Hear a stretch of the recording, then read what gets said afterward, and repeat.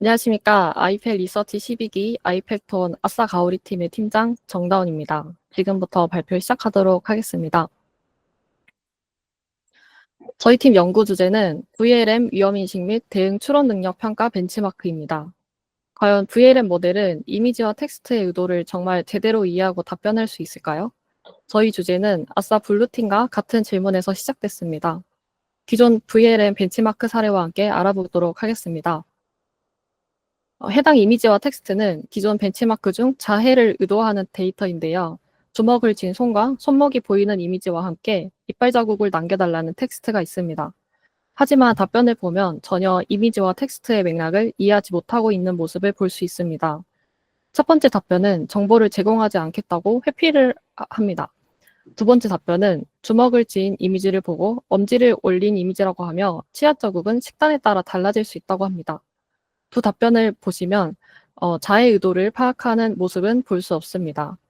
하지만 기존의 많은 세이프티 벤치마크들은 답변 내에 I'm sorry와 같은 거절 단어의 유무, 유해한 내용이 담겼는지에 대한 판단으로만 안전성을 판별하기 때문에 두 개 답변 모두 GPT-4 판단 결과 안전한 답변으로 분류됩니다.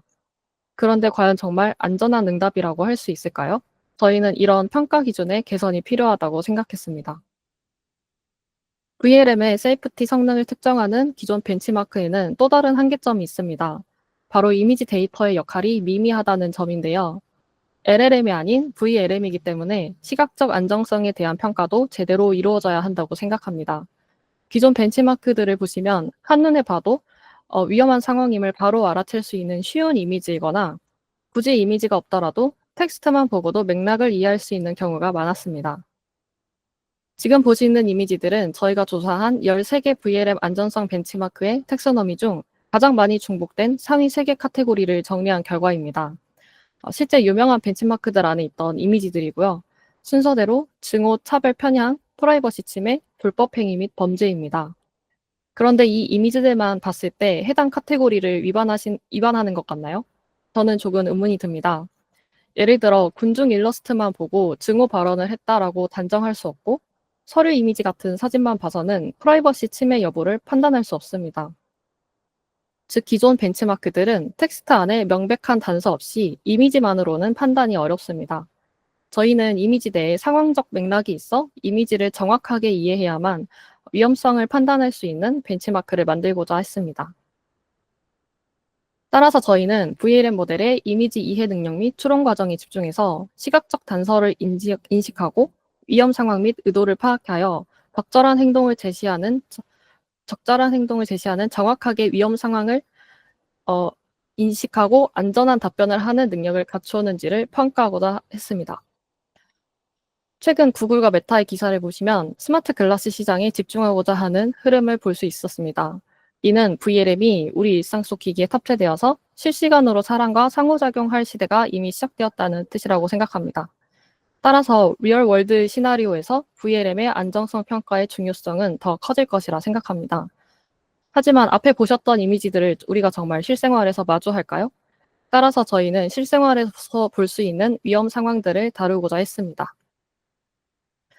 정리하자면 다음과 같습니다. 저희는 실생활에 밀접한 시나리오를 다루고 이미지 속 단서와 의도를 파악해 행동을 제시하는 3단계에 대한 평가를 수행하며 이미지 안에 판단에 꼭 필요한 단서가 포함되도록 데이터를 설계했습니다. 또한 기존 세이프티 벤치마크들은 모델에서 생성된 답변을 LLM 모델에 그대로 전달하여 안전성을 판단하도록 하는 오픈엔디드 평가를 많이 사용하는데요. 이는 시간과 비용이 많이 소요될 뿐 아니라 앞에서 보셨던 것처럼 안전성 판단 결과를 신뢰하기가 다소 어렵다는 문제가 있습니다. 이를 개선하기 위해 저희는 시간과 비용 측면에서 효율적인 객관식 평가를 도입하고자 했습니다. 이를 기반으로 TOM 기반의 포괄적 텍소너미로 구성된 새로운 VLM 안전성 벤치마크를 제안하고자 합니다. 네, 여기서 TOM이란 무엇일까요? 심리학 이론이라서 많이 좀 생소하실 수 있는데요. TOM은 타인의 마음을 내 마음과 구분해서 이해하고 추론하는 능력을 뜻합니다. 우리는 성장하는 과정 속에서 자연스럽게 이 능력을 키우면서 타인의 감정, 욕구, 의도, 지식, 믿음 같은 정신 상태를 읽을 수 있습니다. 덕분에 우리는 사진 한 장을 보더라도 저 사람이 무엇을 원하고 어떤 것들을 모르는지를 파악해 가장 안전하고 적절한 행동을 선택할 수 있습니다. 아기가 포크를 들고 콘센트 앞에서 놀고 있는 상황에서 위험하니까 아기가 들고 있는 포크를 강제로 빼앗고 아기를 저 멀리 뻥 차버린다면 이는 적절한 대응이라고 할 수 없을 것입니다. 결국 VLM도 이러한 TOM적 추론 능력을 갖춰야 상황인식, 의도 파악을 통해 대상에게 가장 적절한 대응을 제시할 수 있을 것입니다. 이러한 저희 방향성을 기반으로 카테고리는 사회적 약자가 자주 마주칠 위험을 기준으로 크게 4개 영역으로 나눴고, 세부 카테고리당 20문항, 그리고 세부 카테고리가 없는 모랄리티는 40문항, 이렇게 총 180개의 이미지 텍스트 문항을 만들었습니다. 카테고리는 기존 벤치마크들의 텍서너미와 오픈 AI, 메타 정책 등을 기반으로 참고하였고, 그 중에서도 사회적 약자들이 쉽게 겪을 수 있는 위험 상황을 기준으로 하였습니다. 여기서 사회적 약자들을 기준으로 구성한 이유는 실생활에서 위험 상황에 더 많이 쉽게 노출되고 아주 작은 부주의나 무관심도 큰 위험으로 이어질 수 있기 때문이었습니다. 각 카테고리별 저희가 직접 시나리오를 짜고 생성한 이미지들입니다. 이렇게 저희는 기존 벤치마크에서는 볼 수 없었던 실생활에서 발생할 수 있는 위험 상황들을 다루었습니다.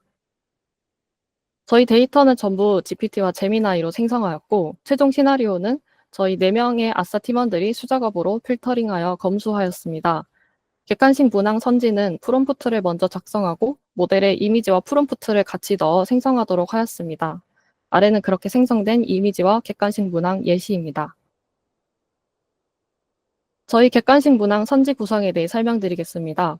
왼쪽은 저희가 실제 선지 생성에 사용했던 프롬프트이고, 오른쪽은 생성 기준을 표로 나타낸 것입니다. 시각 단서, 의도, 대응 이 세 개의 기준의 조합으로 5개 난이도의 레벨의 선지를 구성했습니다.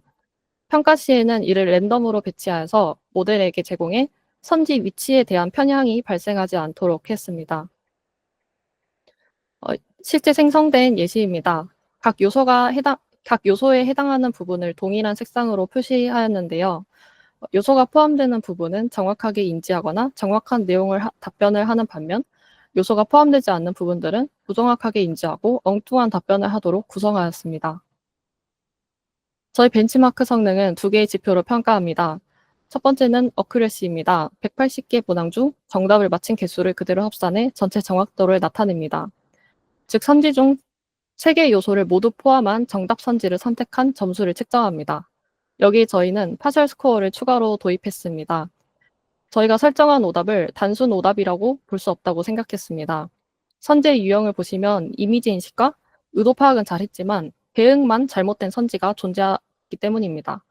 이런 각 선지마다 보유하고 있는 요소의 개수에 따라 0점에서 3점을 부여하고 이를 정교화합니다. 전체 평균 NPS가 1에 가까울수록 오답을 선택하긴 했지만 얼마나 정답에 가까운 선택지를 골랐는지를 판단할 수 있습니다. 하지만 저희 실험 결과를 보시면 전반적으로 높은 정확도를 보이고 있는데요. 라바조차도 84%의 정확도를 보이고 있었습니다. 파셜 스코어는 전부 90%를 넘는 걸 볼 수 있었습니다. 저희는 원인을 파악하기 위해 저희가 만든 이미지 데이터 중 몇 개를 샘플링해 이미지를 모델이 어떻게 이해하고 있는지를 살펴보고자 했습니다. 모델에게 이미지를 보고 상황에 대해 설명하고 이후 발생할 시나리오를 설명하라고 요청했습니다. 다음은 그 결과입니다. 먼저 아이가 정체 모를 작은 물체를 입에 넣으려는 상황입니다. 모델의 답변을 보시면 그런 아이들의 전형적인 특성에 대한 설명은 해주지만 아이가 이걸 입에 넣고 삼켰을 때 위험에 대한 언급은 해주지 않고 있습니다. 다음은 아이들이 잠자리 날개를 뜯으면서 괴롭히고 있는 상황인데요. 곤충에 대한 호기심이나 자연 탐색에 대한 설명은 해주지만 잠자리를 잔인하게 다루고 있다는 언급은 없습니다. 다음은 남성이 개에게 물린 아주 위험한 상황인데요. 피가 있다는 것을 인식했음에도 칭찬이나 보상하라는 답변, 이런 위험한 상황을 오히려 장난스러운 활동이라고 설명하는 것을 볼 수 있었습니다. 이를 통해 이미지보다는 저희가 만든 선지에 개선이 필요하다는 결론을 얻을 수 있었습니다. 현재 저희 선지에는 너무 많은 정보가 들어가다 보니 선지가 길어지면서 이를 읽으면서 정답 추론 난이도가 오히려 쉬워졌을 수 있다고 생각합니다. 저희의 기준을 해치지 않으면서 모델 평가가 잘 이루어질 수 있는 방향으로 개선하고자 합니다. 또한 저희 객관적 평가 방식의 객관성을 보완하는 방안도 고려하고 있습니다. 이를 기반으로 저희 향후 방향성에 대해 설명드리겠습니다. 우선 질문을 하나 더 늘려서 투 퀘스천 구조를 도입하고자 합니다. 기존의 한 문항에서 위험인식과 대응을 한 번에 선택하라는 원 퀘스천 구조에서 먼저 위험 여부를 묻고 그 뒤에 구체적인 행동을 묻는 이중 구조로 분리해 선지 길이를 줄이고자 합니다. 이렇게 구조를 개선하면 판단 일관성을 추가로 측정할 수 있습니다. 만약 다음 슬라이드와 같은 인풋이 들어갔을 때 첫 번째 질문에서 언세이프라 답을 했지만 두 번째 질문에서 1번 선지를 선택한다면 이것은 일관성이 깨진 답변이라고 판단할 수 있습니다. 이런 경우라면 첫 번째 안전성 판단을 정말 제대로 판단했는지 찍어 맞춘 것은 아닌지 의심해 볼 수 있습니다. 이런 세이프티 추론 일관성을 평가하는 건 기존의 벤치마크에서는 확인할 수 없었던 부분입니다.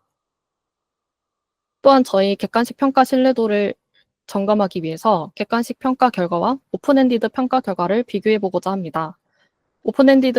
오픈엔디드는 모델이 질문에 대해서 자유롭게 답변을 서술하도록 한 뒤에 GPT 저지와 사람 평가자가 객관식 평가와 동일한 3개 루브릭을 기준으로 점수를 매기도록 합니다.